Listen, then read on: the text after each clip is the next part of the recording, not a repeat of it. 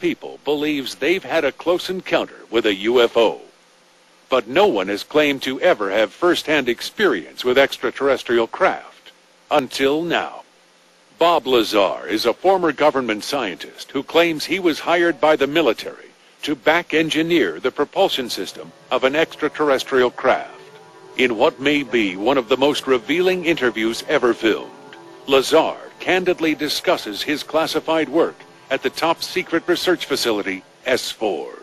I was hired to replace one of a couple people that were killed while working on one of the reactors from one of the crafts. Apparently they, for whatever reason, cut open an operating reactor and the device exploded, killing both of them.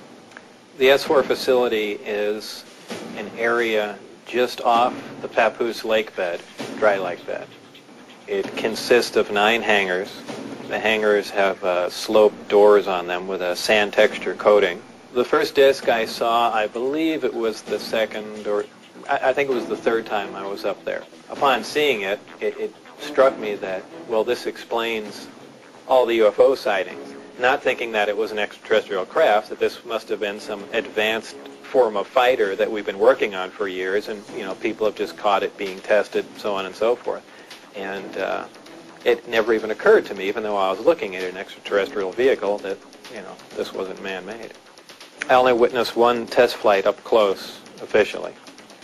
That I was just inside the hangar. It was a low-performance test. The craft lifted off the ground, virtually noiseless, other than a small corona discharge on the bottom of the craft, indicating the presence of high voltage. That dissipated at about 30 feet, and it stood there completely silently, and moved over to the left and to the right, and sat back down. That was the entire test. It probably really hit me when I got inside the craft and looked around and began to understand how the craft was operated, and finally grasped the whole project as a whole, as what we were doing, the fact that we weren't building this thing, we were trying to find out how it was made. We were back engineering it. As early as the 1950s, the government publicly acknowledged they were researching the UFO phenomenon in order to gain a technological advantage. A squad of 20 fully equipped Marines board the flying saucer. A preview of what may be the all-purpose vehicle of the future. I give everything nicknames there. The one I worked on was kind of sleek-looking, and I gave it the name the Sport Model. There was one that looked like a Jell-O mold. There was one that looked like a top hat. Extraterrestrial craft, like the ones Lazar witnessed at S4, have been filmed and photographed around the world. In 1991, this footage made worldwide headlines. These 2 discs were videotaped in a suburb outside Ottawa, Canada. Both UFOs landed in a vacant field across from the photographer's house. This videotape became known as the Guardian footage. Again in 1991, screaming eyewitnesses prompted a tourist to take this picture from Manhattan Island in New York. The disc emerged from the river and quickly flew off. Another craft was photographed rising out of the water in Australia. Before it flew away, it docked with a smaller, dark UFO. A similar dark object was photographed in Denver. Startled eyewitnesses snapped this picture from a neighbor's backyard.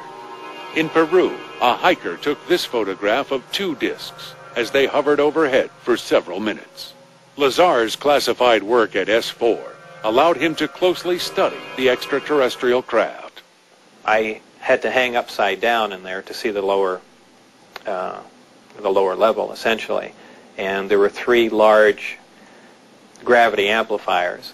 These devices looked like about a 2-foot diameter, 4-foot long piece of pipe hanging by a smaller piece of pipe from the level above, and they can be independently positioned. And that's what emits the gravitational waves that propel the craft. They'll use one gravity generator to lift the craft off the ground. And as opposed to what we're used to, for instance, a plane, once it's in the air, we envision thrust or some force coming out the back of it to push it forward. The crafts work completely opposite of that.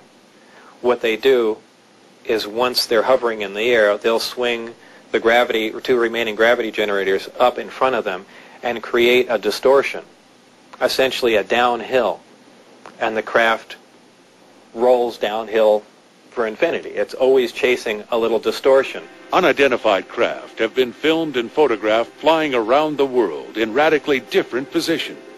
Lazar explains. Essentially, the craft will tilt up on its side, focus the three gravity generators to a single point, and move through space that way.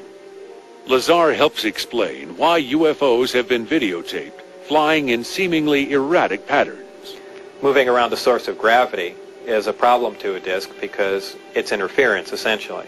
That's why they look goofy when they fly around at low speed. The gravity field around the Earth is not completely constant and stable. Depending on the minerals and density of the Earth underneath it, the gravity will vary somewhat, and you will get odd movements of the craft. So its low-speed mode is kind of unstable for the most part. In 1978, this UFO footage was taken by a New Zealand film crew. When the footage was enhanced, the craft appeared to have two portals and a rim around the center. The object was moving at such high speed, it left this track on a single frame of film. Photographic analysis revealed the craft was moving at 6,000 miles per hour. No conventional aircraft can maneuver at this speed.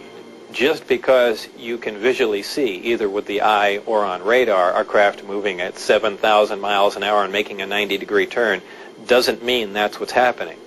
Don't forget, again, that the craft is distorting space and time, so your eyes are fooling you. I mean, the craft does not necessarily have to be moving like that.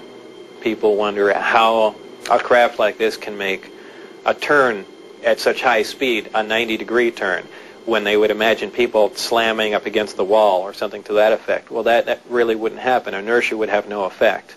You're in a distortion, and don't forget that gravity distorts time and space, so really nothing is going to influence you while you're in there. One thing most close encounters have in common is light. UFO sightings usually appear as lights in the sky, or the craft appears to glow. Lazar explains this aspect of the phenomena. If you were going to see one of these crafts at night operating, it would appear really as a glowing ball or just a bright light in the sky from a distance. Even close up, you'd see a glowing halo around it. What you're dealing with is a high energy source in essentially a gas atmosphere, oxygen, nitrogen. And when you apply enough energy to a gas molecule, they emit photons. They emit light. It's really a byproduct of how the craft operates. When it's emitting that much energy, the gas surrounding the craft emits light. The same reason why lightning is visible. You have a huge electrical discharge, and the gas emits light in the form of lightning. Obviously, the ET craft do exist. Something had to build them, so there must be aliens. And since there are, and the craft are there must be some sort of factory and an entire civilization somewhere. And if in fact that is true, and it apparently is, then there must be others.